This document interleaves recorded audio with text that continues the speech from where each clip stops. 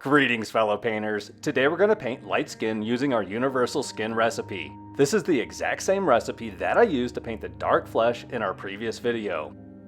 We will use all of the same colors and color mixtures for this light skin that we used in the aforementioned dark skin video, with the only difference being in how we apply these layers.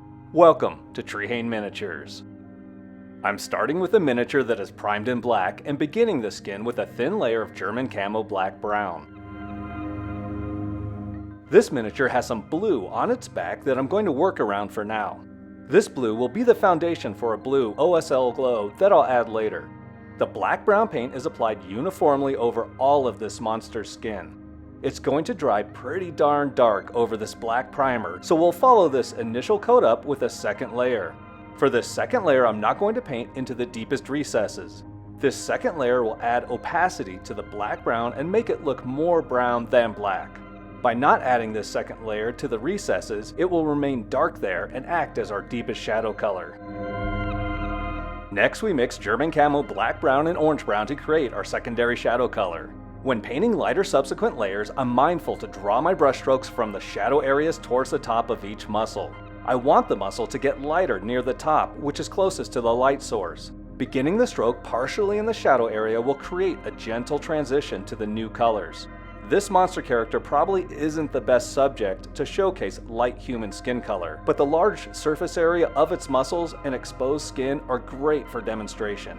Even though this is a 32mm miniature, the oversized and exaggerated features make it quite fun to paint.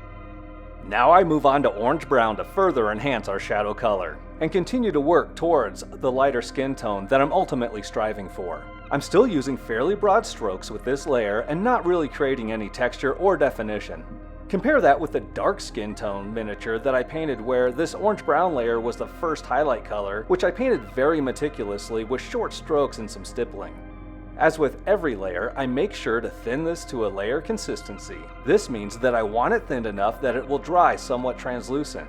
The paint will flow smoothly off the brush and stay where I put it without leaving any brush strokes.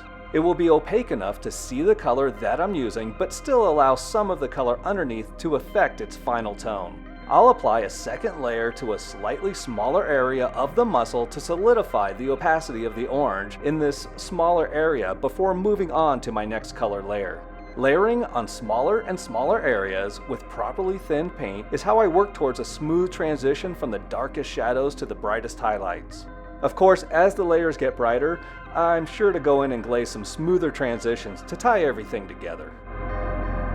This orange brown and ice yellow mix is the overall color that I want this skin to appear as.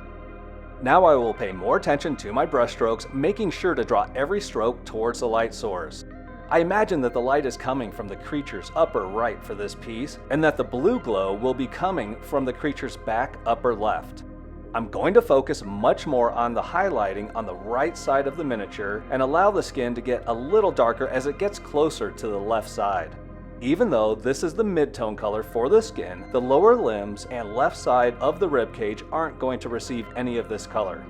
I want to work the lighter colors towards the top of the model and make the face and upper torso stand out.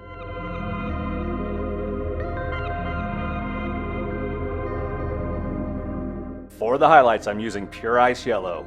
These highlights will be larger than if I were painting a darker skin tone, but I'm still going to be careful about how they're placed. Now I'm focused on creating some interesting texture that will sell the idea that light is interacting with the surface of the skin. I find that the easiest way to accomplish this is by using a series of short strokes and little dots. This is probably my favorite part of the layering process, and not just because it means that I'm almost finished. Adding the final highlights is what really informs the viewer of the environment that the character is in.